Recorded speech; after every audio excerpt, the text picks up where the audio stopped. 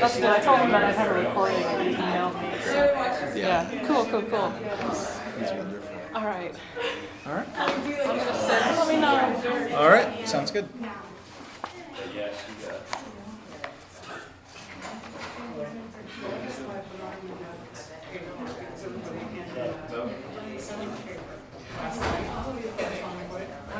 So I just wanted to be on right beside the top.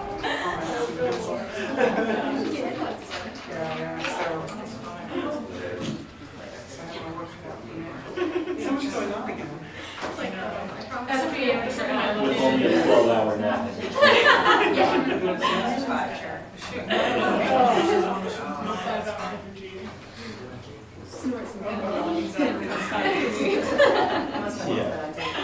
There's no more than knowing, is there?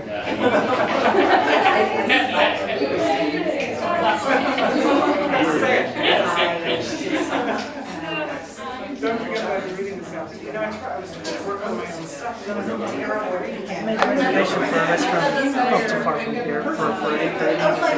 I've invited some students to come. And basically we'll be done whenever you want to. This event, I feel like 7:30 or 8, probably 8. Okay. You can just sort of feel how. Yeah. We're not going to drag it up. That sounds good. We can play by ear. And I'll read just this one paragraph. The girl by the river. People, I emailed you about the boy, but it has. I could, they're actually. No, this is great. This is okay. Yeah, like people specifically requested that good. we discuss it in class. Oh, good. Great. So. It's a really lovely. Yeah, and then we'll just see how it goes.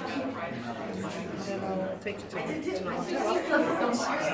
A couple more people will show up a little bit late and maybe join us. And then tomorrow morning we stay for the How long will flight is it? Just a couple hours, yeah, it's not bad. So I'll be back tomorrow. And I actually have an event in Iowa City tomorrow. It's a weird thing. They're starting this new podcast. Like this in Iowa. It's called on creativity and failure. And I'm going to be the first person to talk to. So they're doing this event in this bar where they're going to have a live teach. Live podcast. That's good. Yeah. So I don't really know what to expect. I know tomorrow afternoon there's going to be some press stuff. Like I have to go do some interviews. Yeah. Tomorrow evening do that. And Friday night. Is this associated with the writers? Not directly. It's associated with the City of Literature. Because Iowa City is a UNESCO City of Literature. And so it's associated with them and with this thing called the Iowa Writers House. A couple of big sort of literary figures from town, or not big, but established literary figures in town. These people have been around for a long time. So they asked me to do it. So we'll see how it goes. I'll get a free drink. Something to be said for that. And then Friday morning I go to Boston.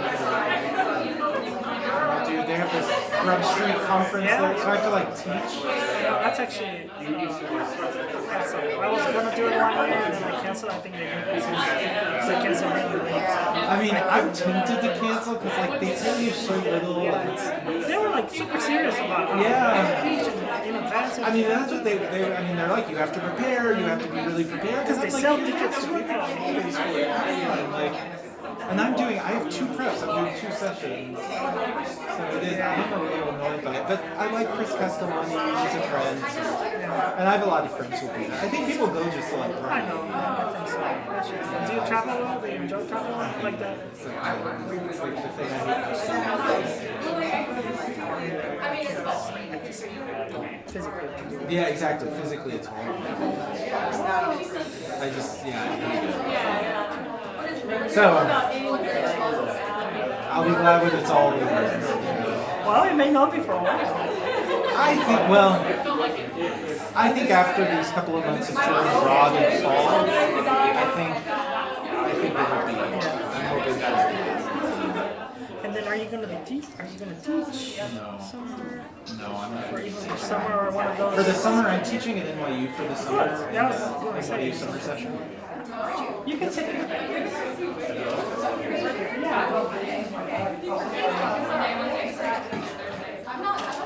So yeah, I'll be teaching at NYU for the summer. But then in the fall, I'll be traveling almost the whole fall. And then in the spring, I mean, I would love to get an invitation to teach in some smaller something, but It'll happen. I hope so. I would love to do visiting writer gigs, things like that, but I don't want to go Then you on have the to job. commit to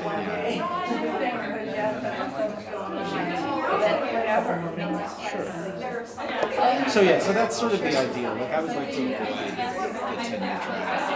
I don't know where I'm sitting. So yeah, it's like a whole the tenure track. I really like it, but I'm so relaxed. I don't feel like I didn't even realize that I had gotten tenure for 4 months. Like I was supposed to hear that I started getting tenure, and it just happened at the end of the spring semester, and then I left, and the letter was in my mailbox all summer for a reason. And I told my parents this in January. My mom started crying. She's like, "You never told us these things." Right. So, you know, you don't have to be in Sofia. Already in Sofia? They used to live in UNT for many years, but now they moved more centrally. And, you know, Positano, let's say, it's like Positano, it's close to it, but it's on the other side of the, I don't know, Constantine Village or something like that. It's called that. But it's within walking distance of everything that I it's maybe like 6-7 minutes from a big mall. I'm loving it after living in Berlin, and we've lived all over stuff. Really? About 6 or 7 years. Did you ever live in Malta? No, but I've had friends. I've had friends too. I think Wales is way nicer than Berlin. That's what people, yeah. That's the worst. It's just the worst. But I went to this school that didn't require me to, like, government, so they would just pick us up with us. So I didn't really live in Germany. I just lived in and then I went to. What school did you go to up there? In Greenwell? Yeah. Do you remember they had the School of Culture, what they call it? Nacional General Complex. It was the one that communists founded, the New Egyptian founded. It's very special for kids, for talent. Right. And it was super great. Is it still there? And then I went to put them on this, so again. Oh, so that's why I've never heard of it, because it's for younger kids. No. Is it high school too? It's also high school, but yeah, I mean, it's people don't really. It has an interesting history. Yeah. Just hosting the children of the party elite. Yeah. And how I got there is an absolute bizarre story because I may have time to tell you. Yeah. It's funny to see. And there were strange people like the president's daughter. I didn't really belong there, but nonetheless, it was a good experience. I think Yep. All right, guys, should we start? Lisa, should we start? I think. No, I didn't mean it like.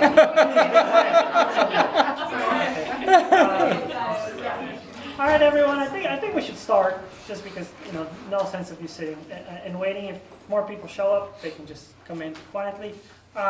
Thank you so much for coming. I'm super excited to introduce Garth Greenwell, and now I realize that I haven't actually prepared a proper introduction. No reason. Because, why should I bother?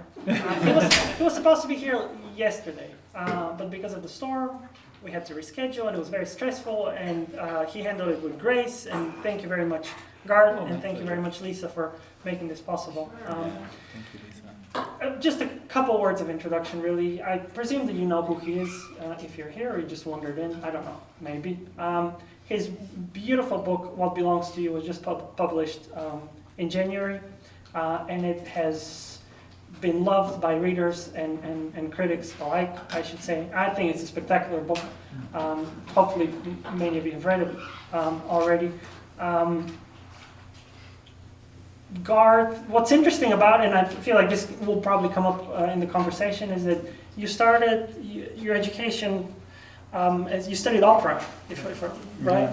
And then after that, you got an MFA in poetry from Washington University in St. Louis, and then you went to Harvard and you studied English and American literature.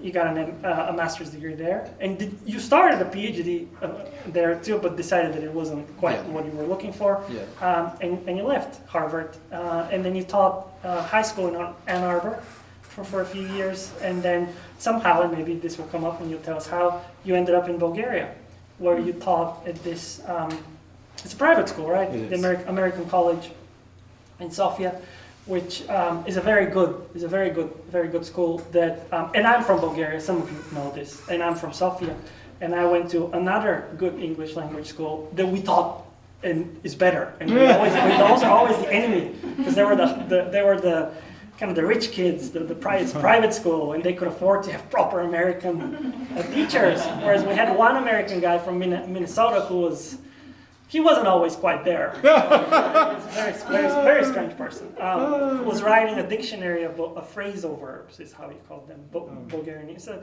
anyway, but we were always very jealous of the kind of talented teachers they could attract, proper American teachers. And then after you finished teaching there, and I can't say that you're finished with Bulgaria because you go there often, and she speaks beautiful Bulgarian, and is he's not just someone who would well, I don't know, my observation, someone who would go to a different place, bring in all the sort of first world expectations, and then leave. I feel like you have a really strong sense of the language and the culture, reading the book. But then you got an MFA in fiction in Iowa. That's right. The Writers' Workshop. And that's about it. Now basically he's traveling the world and talking to people about his amazing book. And I'll just maybe I should ask the first question, which is if you can tell us how the book came about. Well, I know some of the story, but I'll leave it up to you. Maybe from inception to completion, what the process was like? Or is that too broad of a question?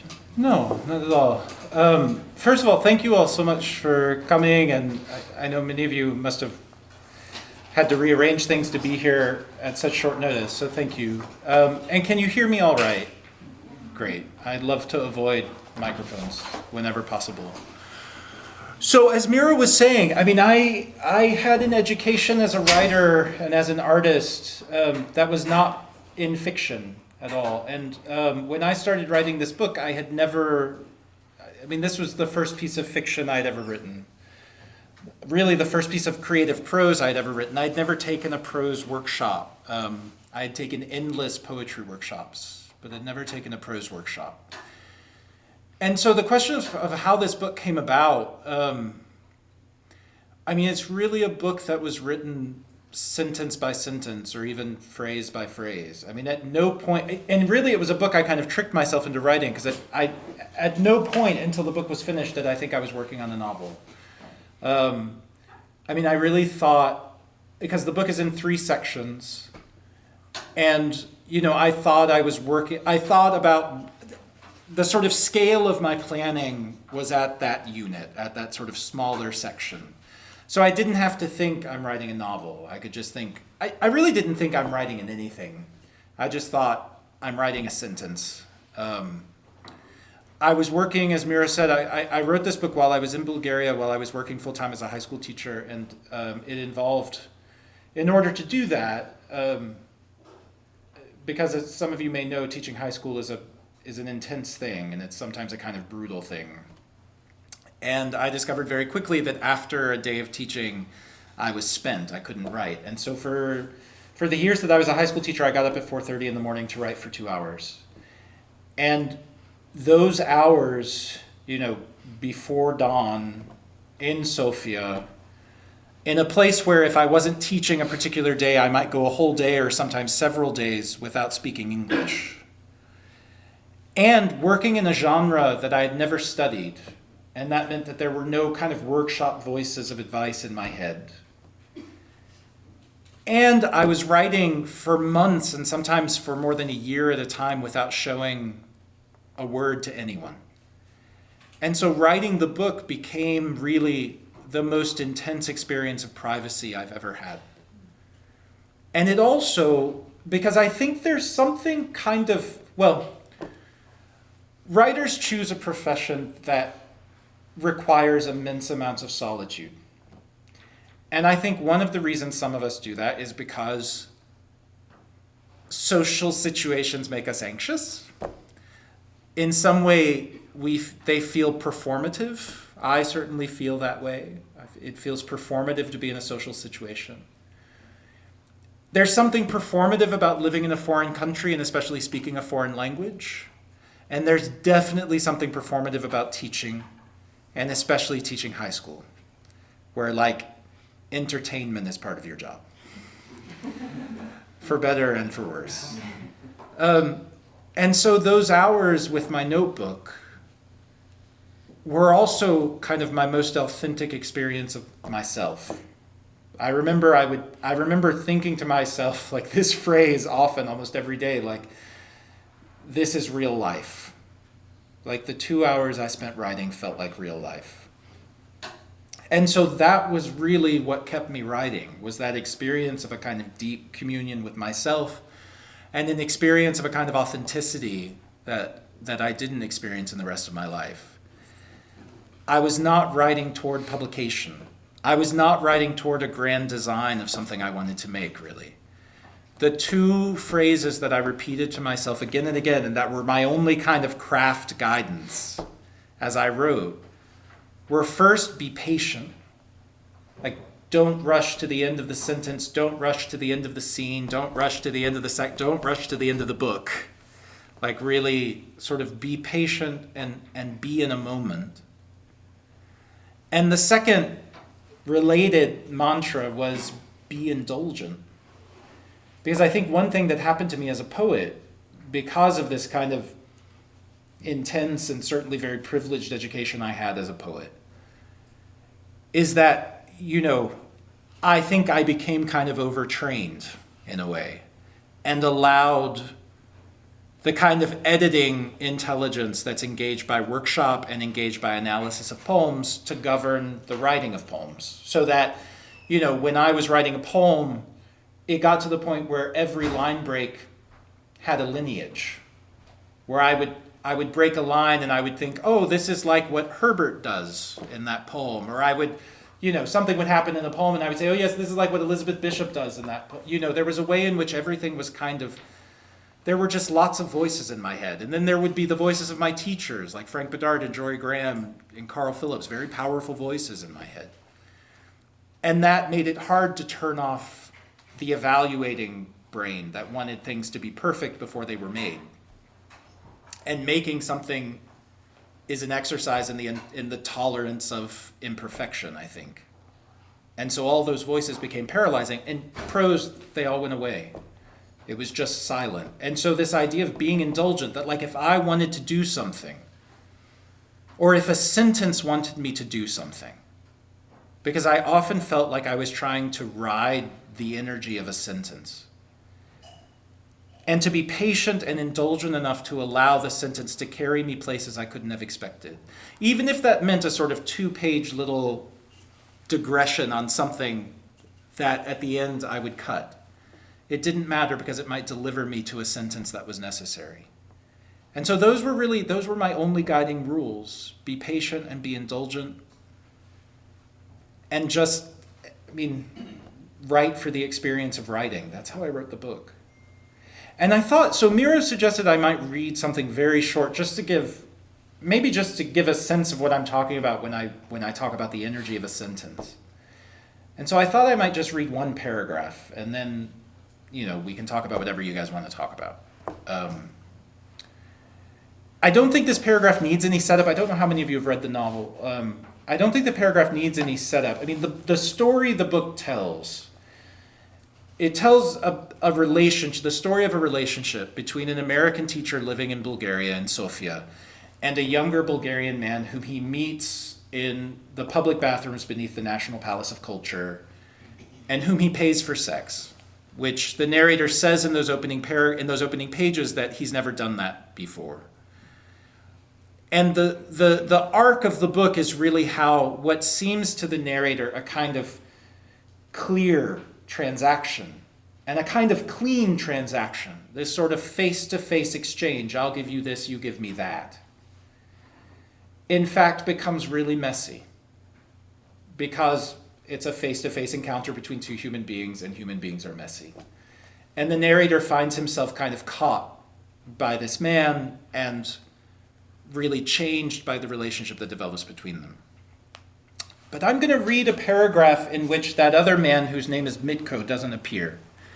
And this is just the narrator outside of Sofia. He's taken a group of students, he's serving as chaperone for a group of students who are going to this conference. So he's spending the weekend in this smaller town called Blagoevgrad.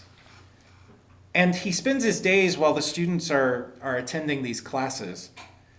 He spends his days wandering through this park and walking along a river.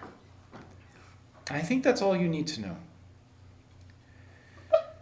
I crossed a small wooden footbridge, stopping briefly to peer at the churning waters and feel their vibration in the structure that held me above them, and found a small cafe nestled in a bend in the river, on a plot of land the waters had spared. The cafe was little more than a shack, but clean and well kept. Beside it, picnic tables were arranged haphazardly by the water. Many of these were taken already, and I had to sit some distance from the river, though I could still hear the water, a sound that has soothed me ever since I was a child. I sipped my cup of coffee and warm milk, looking at the other tables, which were overrun by large festive groups, and I remembered there was a holiday of some sort that weekend. There are too many here to keep track. Children were playing by the water with balls and sticks and plastic guns emitting light and sound. As I watched them, ignoring the papers I had brought with me to grade, I noticed a younger child, maybe 3 or 4 years old, standing apart from the others. She stood at the very edge of the water, and close behind her crouched a man I took to be her father. Again and again, as I watched, this girl, anchored at the waist by the arm of the man behind her, leaned perilously forward, though there was no peril, over the sharp bank, looking down at the water rushing 2 or 3 feet beneath her. Repeatedly she leaned forward and repeatedly sprang back, returning to stability with delighted laughter. The 4th or 5th time she did this, she leaned out even farther than before, so that the man had to extend his arm away from his body almost as far as it would reach. This time she didn't laugh, as if surprised and maybe unnerved by her own audacity, the risk she took in leaning out so far, which of course wasn't a risk at all with her father's arm around her. Instead, she threw herself back against her father's body and, reaching her arms up to clasp his neck, pulled his head down. Or maybe she didn't have to pull it down, embracing it close to her own. Only then did she laugh. With her father's body folded around her, she laughed with a joy it was difficult for me to recognize, so certain it seemed of a home among the things of the world. They embraced for a long time, a kind of physical contact seldom seen in public, maybe seen only between parents and their very young children, an intimacy confident of absolute possession. Perhaps here, I thought, was a wholly untheatrical embrace. I wasn't the only one moved. I could see others watching them too, smiling and wistful, maybe a little melancholy as I was, with the sense both of my own exclusion and of how quickly those embraces would pass.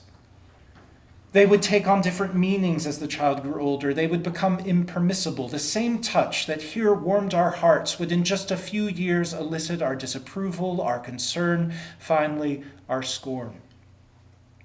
And so it is, I thought then.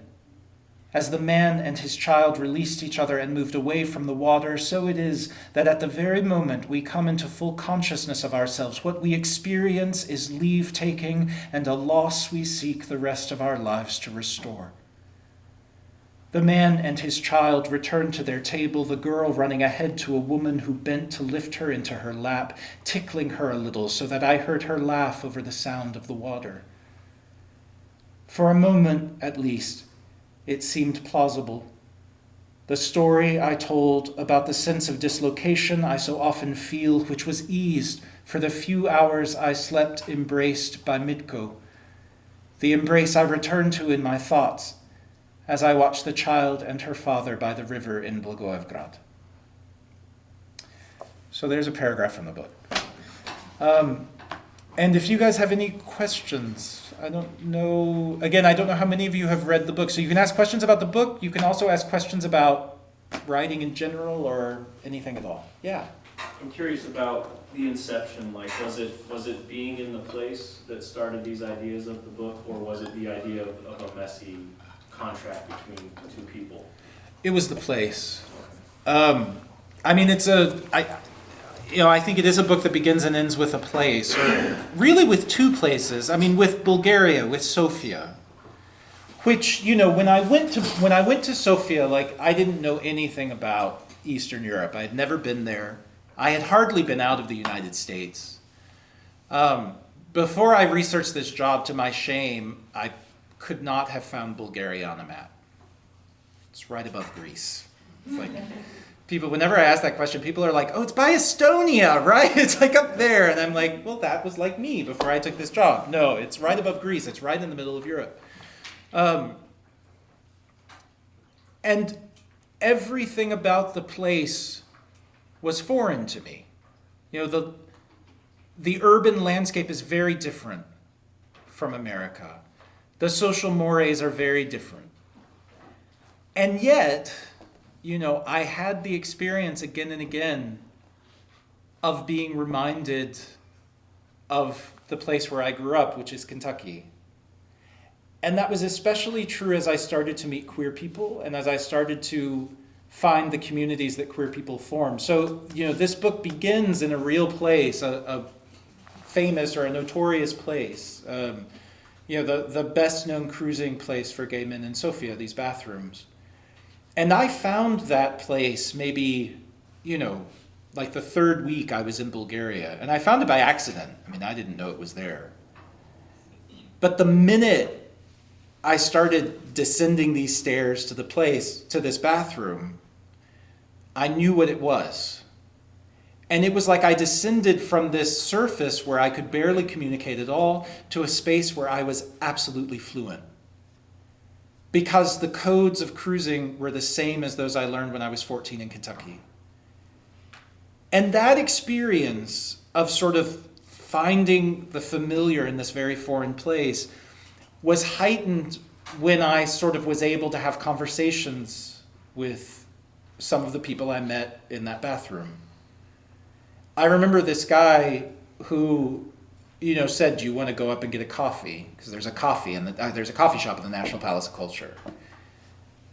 And we went and we had a coffee, and he spoke English because he was a journalist, and he had gone to Madison, Wisconsin. He had spent a year on a fellowship in Madison, Wisconsin. And so he spoke very good English.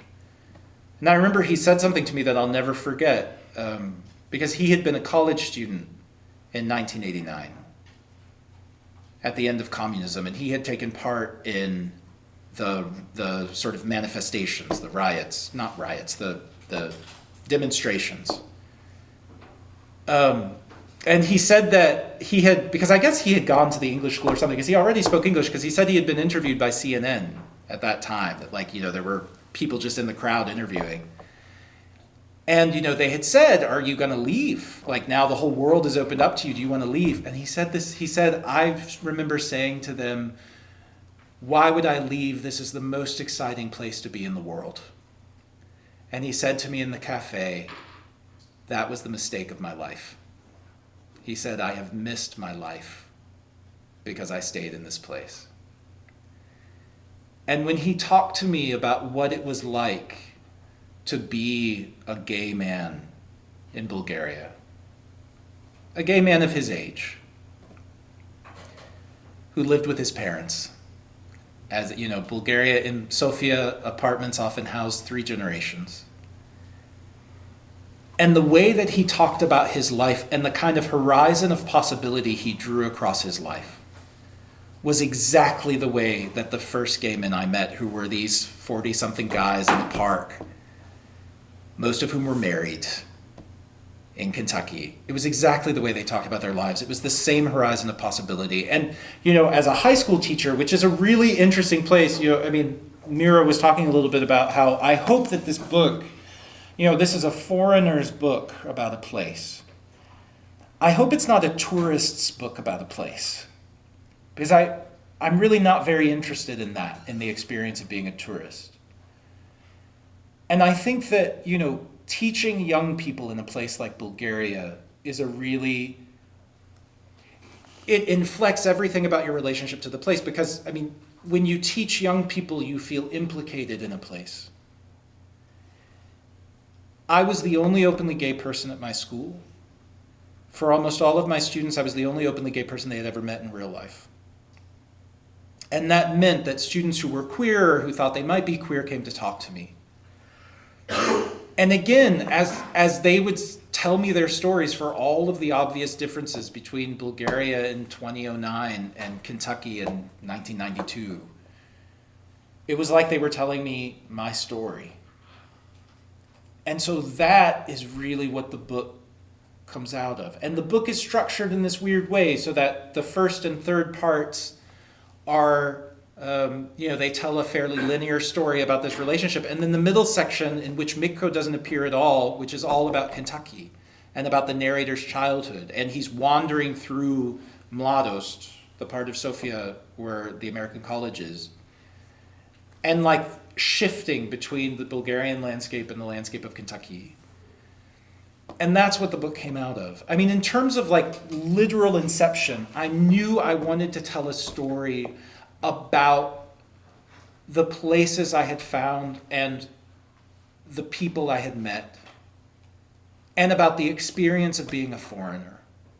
I knew I wanted to tell those stories. I knew I wanted to tell a story about queer life as a foreigner in this place that reminded me so much of what queer life had been like when I was a kid. And so that, I remember when I tried to write the first sentence, I remember for days being stuck, and I was working at the computer, which is how I wrote all of my poems at the computer. And I just couldn't write it. And so there was this knižarnica, which is a bookstore, but it's also just a place where you can go buy school supplies. There was a little knižarnica on the way to the American college that I passed every day as I walked through Mladost. And I bought this cheap, I actually love it, I still have it. It's this cheap little spiral-bound notebook that says Nashta Bulgaria on it. Our Bulgaria has pictures of idealized village life. It's a notebook you take to grade school.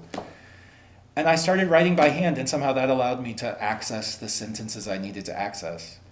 And I still, I write a lot of criticism, I write a lot of nonfiction, not creative nonfiction, but and that I write on the computer, but to write creative prose, I have to write by hand. Somehow that allows me to sort of feel the energy of the sentence in a different way. Other questions? Yeah, please. Hi, thank you for the reading. That was wonderful. Did you say you went to the Iowa Writers Workshop? Yes, I did, Did yeah. you enjoy that? Because I've heard mixed responses from people who have taken Yeah, so I felt a lot of ambivalence about the Iowa Writers Workshop before I went. For a lot of reasons. One, so I had been teaching high school for 7 years, 4 of them in Bulgaria. I loved living in Bulgaria, but I was at the end of being a high school teacher. I couldn't do it anymore. I was just so burnt out. And when I turned 30, that was nothing. People talk about turning 30 as a big deal, but it wasn't for me. But 35 was a big deal. I don't know why 35 was a big deal, but somehow when I turned 35, I was wait. And I think it was because I was I don't know, but I was just what have you done with your life? What do you have to show for yourself? What have you done as a writer? Because it's funny, tomorrow I'm going to do an event in Iowa City about failure and about the role of failure in the creative life, which I actually think failure is the very best position to write from. I think success has a way of flattening things out, like flattening out the way that you see the world. And I think failure, it's easier to see the world as a kind of rich place, rich with sort of complication from a position of failure. So for basically all of my life, I felt like a failure. Like the bewildering thing about the last 3 months has been, after 20 years of writing in absolute invisibility, suddenly having a thing in the world that people are actually reading. It's very bizarre. But so at 35, I was like, you haven't done anything. You'll never figure out what you can do as a writer if you keep teaching high school full time. You have to find a way to put writing at the center of your life. And just, I found myself like in my lunch break looking at MFA websites. Even though the last thing I wanted to do was go back to graduate school. I had already fled graduate school. I didn't want to go back. I didn't want to go back to America. I loved living abroad. And I decided the only place I was writing just fine. I was very happy with my writing routine. I was happy with what I was making. I didn't want to be in workshop. And I decided I would only apply to Iowa because I knew that I needed some kind of professional orientation because my whole life had been in poetry. And publishing prose is very different from publishing poetry.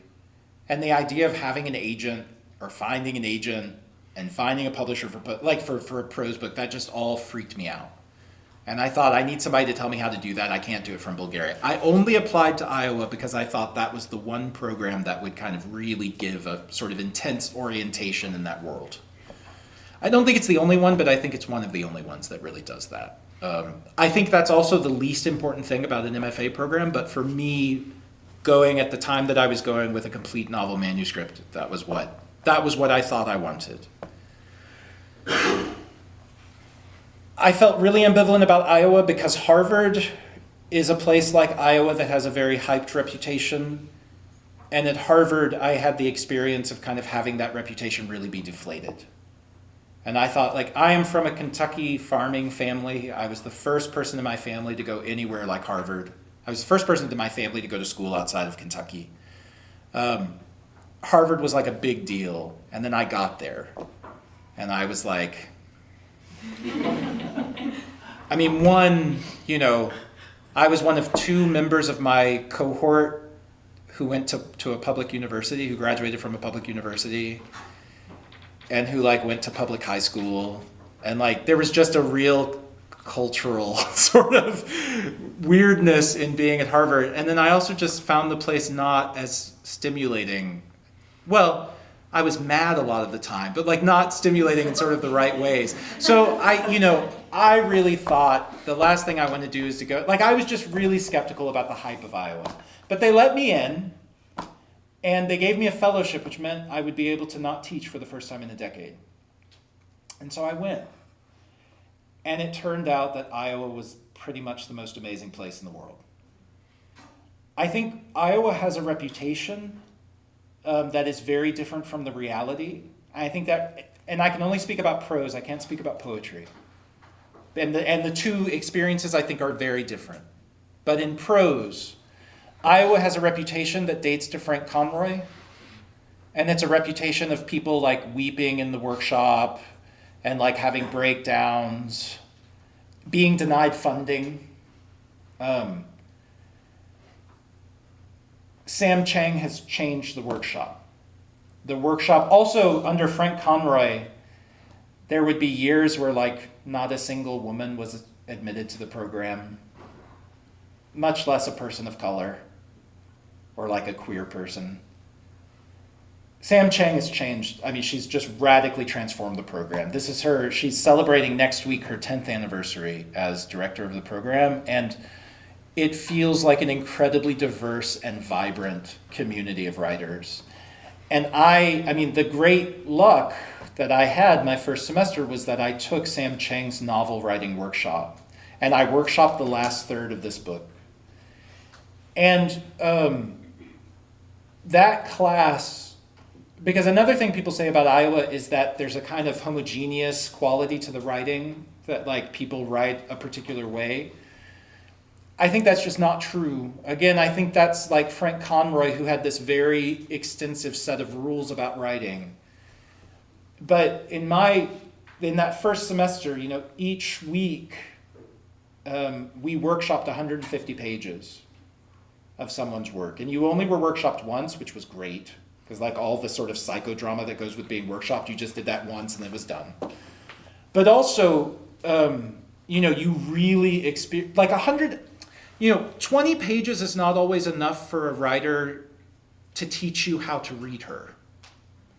And so if you're just responding to 20 pages and that's all you've seen of a particular writer's work, I think there are ways in which you don't understand the project well enough to give really useful advice. And that's why this sort of workshop advice can be really hit or miss. And some people understand the project and are really helpful, and other people it's just like they want you to be a different writer, which there are enough books in the world to accommodate lots of different kinds of writers. And it's just not helpful for someone to sort of say to you, be a different writer. That's not helpful. When you read 150 pages, I think that's enough for the work to teach you how to read it. And each week, the work was really incredible. And so, I found in that class of 14 people, I would say 10 of those books will be in the world. And I found 4 or 5 writers I'll read for the rest of my life. That's astonishing. So the quality of work at Iowa was extraordinary. The support from faculty was really remarkable. It was a great place. There are lots of really good MFA programs. I was one of them, and I feel really lucky that I got to spend 2 years there. Yes? I wondered if you could just say a little bit about, back to your kind of operating kind of intersection, a little bit maybe between poetry and prose, because you're probably never going to get rid of, your earlier training and the earlier skills you picked up in that vein, and also your role as a Southern writer, who your influences are and how you would characterize your prose style, specifically in kind of a Southern vein with respect to Romanticism or the Gothic, or just authors you admire. Because I also hear a lot of that really awesome short group, little kind of Henry James Proust thing going on, like, oh, Continental, but how do you, who have you read and who do you feel like you're maybe in a conversation with? Right. So the question of kind of influence and prose influence, and that question of the extent to which I identify as a Southern writer, because I don't think, one thing about my education as a prose writer, like even though I never studied prose as a scholar and I never studied prose as a writer, I did always voraciously read. And certainly like when I was a high school kid, Flannery O'Connor and Eudore Welty, were people that I read a lot of. And then gay Southern writers like Randall Keenan was someone I read a lot. But that said, I was surprised when I had an interview in Kentucky with a wonderful writer, a Southern gay writer, who asked me, do you consider yourself a Kentucky writer? And I was really surprised that without hesitation I said yes. Because I think if I thought about it, I might not have said yes. I don't think the kinds of points of my compass as a prose writer are American writers. To the extent that they are American writers, I think they're writers like Henry James, who is kind of the great master of the kind of sentence I'm attracted to, who is, as much European as American. And I feel that way also about Hawthorne, who I think is kind of our most European, sort of canonical American writer before James. And then, the holy trinity of prose writing for me in terms of modern prose is actually 3 European writers. And that's Bernhardt, and W.G. Sebald, and the Spanish writer Javier Marias. Those are sort of the revelatory writers for me. And so I think there is a kind of also in terms of the conversations I feel like I'm part of, I do feel very much like the book is in conversation with a certain tradition of queer writing. And that's a tradition that, and James is part of that tradition, Bernhard is part of that tradition, Thomas Mann is part of that tradition, of a kind of writing that is invested in the expressive potential of syntax, and in syntax as a kind of, you might say Baroque, but a kind of performance. And then also a group of Latin American writers that we talk about, the neo-Baroque writers, people like Pedro Lemebel and Reinaldo Arenas, who are writers whose, especially Pedro Lemebel is someone whose work is a constant inspiration to me. And then I do think the work is really, like, there are ways in which I think this is a weird novel, or people talking about it sometimes talk about it as a weird novel. I guess I think it's a weird novel too. And people talk about how it leaves out things that novels often include, like the narrator's name, which we never find out, but also like that backstory of like, why is this guy in Bulgaria? What's he doing here? Like the novel really doesn't go into that. And it's funny, like some people that annoys, and some people they like it. Like James Wood in the New Yorker, he said this wonderful thing. He was like, it's rare to find a first novelist who knows what to leave out or something. And I just thought, I just didn't know what to put in. Like, it wasn't, I wasn't being canny, I wasn't being crafty. I think I was being a poet. And, in thinking about the book really as a kind of lyric poem, and in lyric poems, you don't worry about that stuff. Like a lot of that kind of simple nuts and bolts background that for whatever reason isn't crucial to kind of the emotional drama, you just leave out. And so it wasn't that I, was omitting something. I just it didn't occur to me to put it in. And I think there is a way in which, there's a lot of novelistic stuff that I think I just don't know how to do. And I sort of filled that in with stuff that I do know how to do, which is lyric poem stuff. And I think that a lot of the scenes and a lot of the way that the book, approaches time or deals with time, I think a lot of that is just lyric poetry. And I think sort of each scene is really constructed as a kind of lyric poem. So I do think it's a poet's novel. And,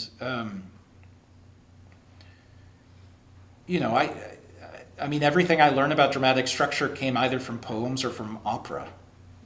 And I think that makes for a novel that's like not in that American realist mode.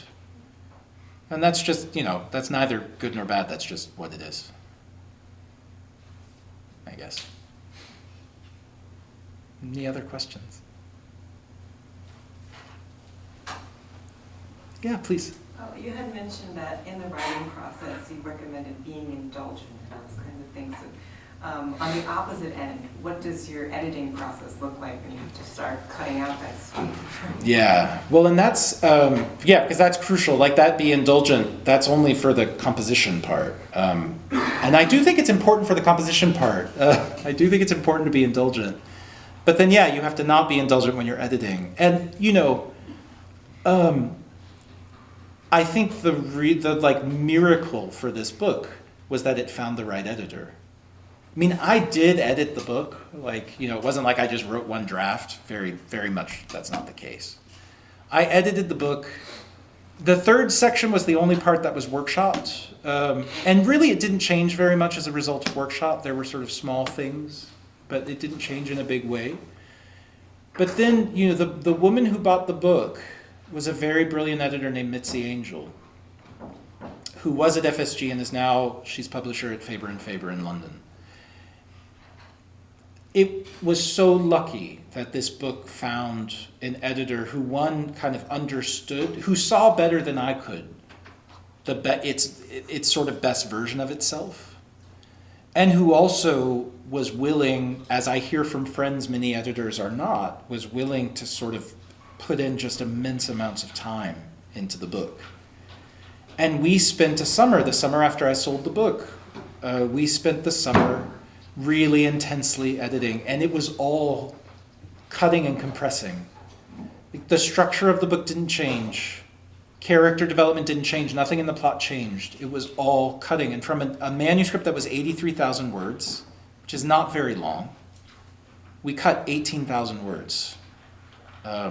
And some of that was literally, she really kind of put weight on every piece of a sentence and would say, this doesn't hold up. And so a lot of that was cutting words, phrase by phrase.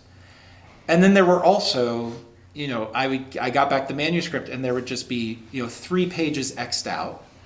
And then the notation saying these 3 pages need to be half a page. And so it would be my work to rewrite them in such a way that they would be half a page. And really, she was right almost all the time.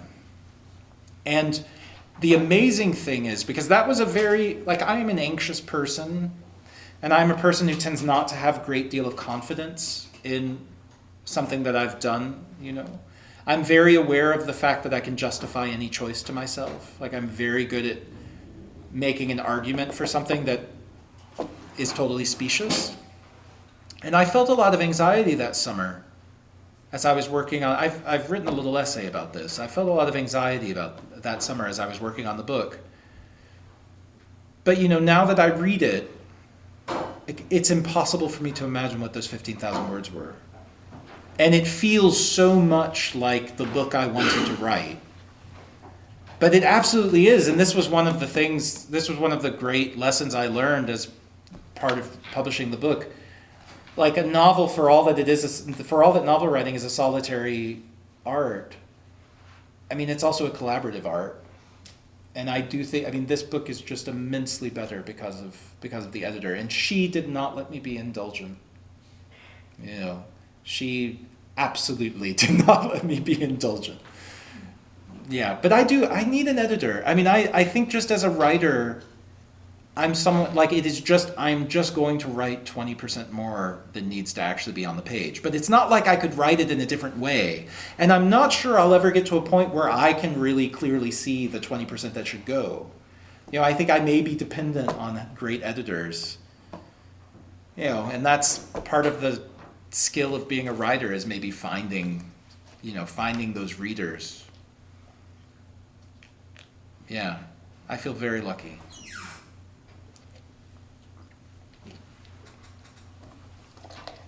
Yes? You mentioned earlier that failure is the very best position to write from. Can you expand on that a little? What drove you to say that? So I basically think the experience of being a writer is the experience of failure, and almost always failure coupled with humiliation. I basically think that's it. If you are a writer, that's the life you've chosen. And even success feels like failure and humiliation. Philip Roth, when he announced his retirement, said, the life of a writer is the life of failure and humiliation. If Philip Roth says that, then it's true for everybody.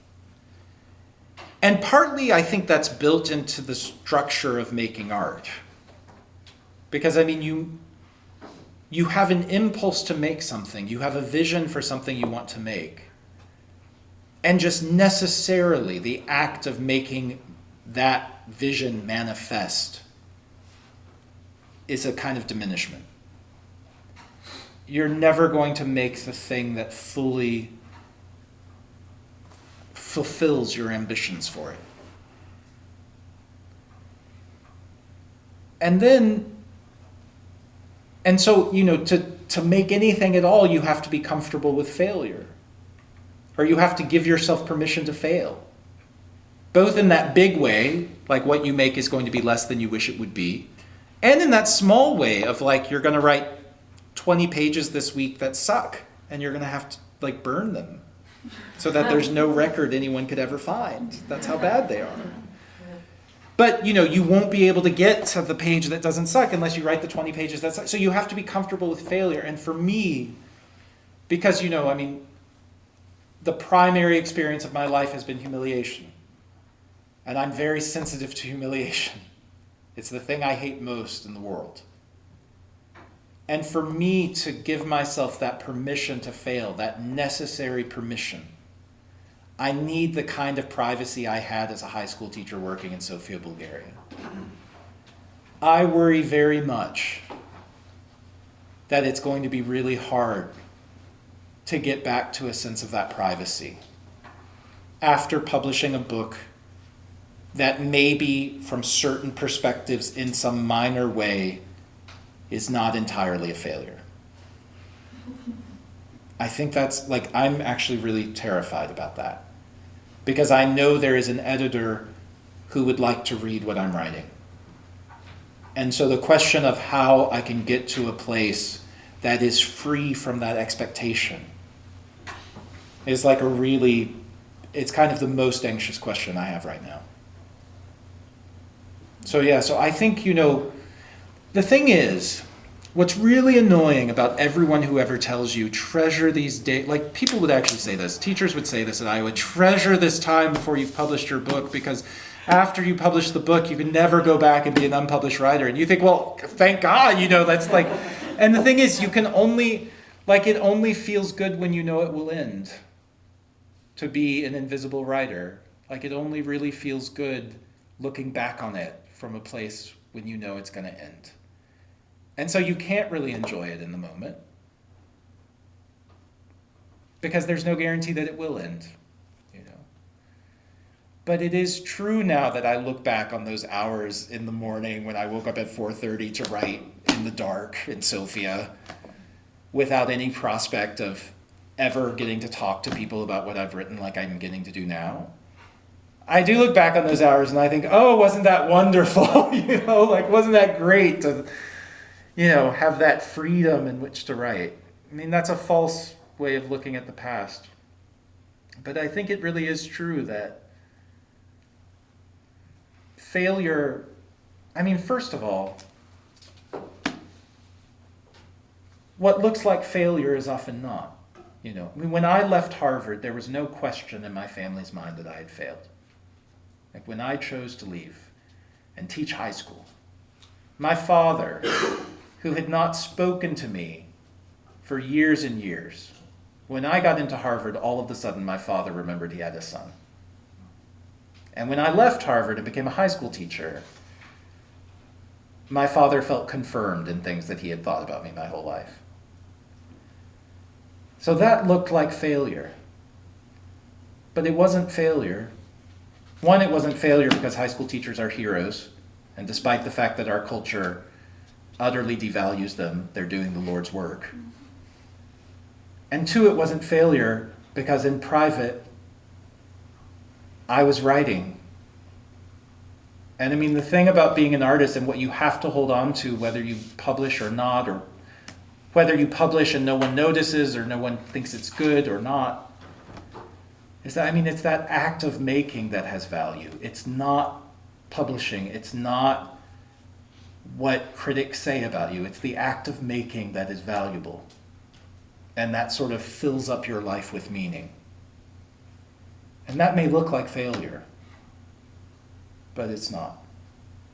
And that's the best place to make from. That's the best place to write from, I think. On that note, are you not with any intention to get an academic job? Or, which is the more public path? Can you just go to Yaddo for a couple of years and nobody forgets about you? Or, why does the writer, maintain what you're looking for there? This is the big question. And and the question of sort of, this is part of that anxiety of how do I find this privacy again? I am resisting as much as possible having a kind of regular job. I'm not going to be able to support myself from writing. But I would like to try to piece together a life that does not require a full-time, that actually does not require an institutional identity, which I've always had my whole life. This is the first time. And even now I'm on a fellowship. I have a third-year fellowship from Iowa, so I'm still sort of have this institutional identity. Next year will be the first time that I don't have an identity that's attached to an institution. and I either as a teacher or as a student. And so I want to see what that feels like. The very best thing I could do as a writer is move somewhere very far away where I speak something other than English every day, where no one knows that I'm a writer or would care if they did. My partner is a professor in the Spanish department at Iowa, which means that we just rented a house together. And I'm in Iowa City, which is pretty much the only place in the world where like people will know who I am. You know, anywhere else, no one would have any clue, but in Iowa, that's the one place where a writer can't be anonymous. I really worry about that. I really worry about, you know, the fact that I go to a cafe and someone comes up and says, "Hey, what are you working on?" You know, like, that's like hell to me. So I don't know what it's going to look like. I mean, I hope I will find some way to spend enough time out of Iowa City to kind of be in touch with anonymity and solitude, and to spend enough time in Iowa City to maintain a relationship I care very much about. And that's kind of the tricky thing I have to try to figure out. And also, you know, right now I have no idea what real life is going to feel like, because I've been on the road since January. It's obviously not real life. And I don't know what real life is going to feel like once sort of I can really close the cover on this book and devote myself to whatever's next. Try Coralville. Shore country. Try Coralville. Real life there. That's right. That's right. No, it's true. It's like, yeah, I mean, it's not like you have to go far out of Iowa City to be anonymous again. Like, it's basically like 4 blocks in Iowa City where people are going to know who you are. But, yeah. And then I don't know if there's like maybe a final question, or if not, that's fine. There's a question that kind of recurrent, and people from class who couldn't be here tonight were curious about, at least 3 separate people. And it's a bit technical. I don't know how useful this is to some of you, but... I probably won't have an answer, but no, shoot, go. Not in that sense. So this was a version of the first part of the book was published already, and it is a novella, and it won Miami University. Yeah. And how did it just practically, how did that not work against it being published? Does that make sense? Yeah. As a novel? Was it just a situation of a capable agent and a very interested editor who decided that this can be put in a different shape and given new life? I mean, it did work against it. So when my agent took the book out, she submitted the book to like 23 editors. And Mitzi Angel, who had apparently already read Mitko, which was this novella, which, let me just say this too, because, you know, one of the things that gives perspective on the critical response that the book has gotten, which has been more positive than I ever imagined. One thing that gives perspective, because so one of my friends, a very good friend from Iowa, an Iowa graduate, with, you know, absolutely the best meaning, with the best intent possible, he said to me after the New Yorker review came out, he said, "Well, now that James Wood has given you this review, you can never doubt yourself again as a writer." And I just thought that was the craziest thing anyone had ever said in the history of the world. Like, that's just not how it touched. That's just not how it works. Like, no one anyone ever says will, like, touch that central pit of despair that, to me, is, you know, the writer's identity. Like, that's what makes me a writer, is that despair. But also, you know, there is the fact that like Mitko existed in the world for like 5 years before the novel and sold, I think, 300 copies and got no reviews, also puts a perspective on the fact, like, I can't pretend that this book like marched into the world and because of its sentences like won over hearts. No, I mean, the process is much more complicated than that. and I think also much more governed by chance. And so the extent to which, this book's fate in the world has been accidental is really clear to me. The fact that the novella existed and that it did so poorly, by many measures, did work against the book. One editor, he's now not an editor anymore, so he probably won't mind that I say who he is, but David Ebershoff, who was at Random House, I think, Random House, and who was one of like the great editors. He wrote the book. He's a wonderful writer. He wrote The Danish Girl. Do you all know that film? He wrote The Danish Girl. And with the success of The Danish Girl and all of that, he's now quit his job as an editor. But he was a big editor. He's a gay guy, which I think my agent thought might help with the book and the subject matter. And he wrote this letter in which he said that he loved the book. Like it was like a love letter of a rejection. But he said, I looked at the numbers for Mitko, and Mitko sold 300 copies. How do you ever think I could convince my financial people to make a bid on this book? And that was something we heard again and again and again from those 23 editors. People who said no because part of the book existed in the world and it didn't do well. It's really dumb because that was Miami University Press. There were no review copies. They didn't do, it's just a different model. I think, FSG is one of the last houses where, an editor, if she really loves a book, doesn't have to convince 25 other people to really love the book. Where she had to convince the head of the house, Jonathan Galassi, and the chief financial officer, who is also a rare bird because he's a chief financial officer who loves books, and he actually reads all the submissions and is really smart about them. That's all she had to do. She didn't have to convince a department to buy it. The book, so it did work against it. There were other houses that made offers, and the book, my agent was very brilliant in positioning the book, and it ended up being a good experience. But a lot of people did say no because of the fact that it existed as a novella. The thing is, people try to sort of generalize about how books make it into the world, and I'm not sure that many of those generalizations are very valid. I think, again, so much is governed by accident and chance, and so much is governed by just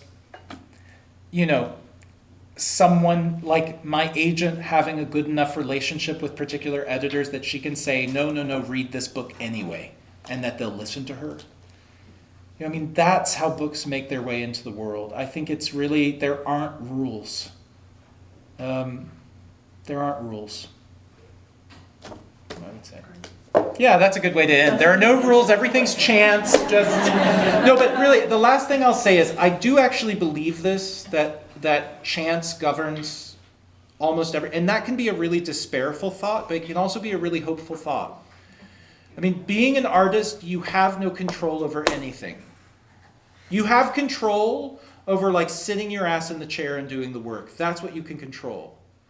And that means the one thing you can control, here's the thing about things being like chance and like rolling the dice, which I think, if you pay attention to publishing and you see great books that sink without a trace and mediocre books that are huge events, it puts the lie immediately to the idea that merit and success are connected, because they're really not. They're just not. The hopeful side of that is that you do have control over how many opportunities you give yourself to be lucky. And that's the only thing we have control of as writers. And really, the thing that makes a difference between a writer and a failed writer is whether you stop. That's all. That's what failure is. Failure is you get discouraged and you stop writing. Everything you make is a new chance to be lucky. So that's the hopeful way of thinking about it. It is a crazy world and a crazy business and a crazy making business. But you can give yourself more chances to be lucky. That's a good place to end. All right. Thank you.